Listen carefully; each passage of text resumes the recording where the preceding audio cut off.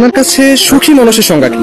আসলে সুখী মানুষের সংজ্ঞা বলতে এক একজনের মনে এক এক রকম সুখ, কে কি কারণে সুখে থাকে সেটা বলা যায় না। তবে আমার কাছে যেটা সুখের সংজ্ঞা বর্তমানে সেটা হচ্ছে এই যে আমার মিষ্টি বাবু, আমার বাবা, এটাই আমার কাছে সবচেয়ে এখন বড় সুখ। ছিলাম তখন ভালো, যখন হইলো আমার জন্ম, মাথায় বুদ্ধি ছিল কম, আর মস্তিষ্কটা বন্ধ, আস্তে আস্তে হইলাম বড়, বাবা চিনাই দিল জগৎ, আমি কষ্ট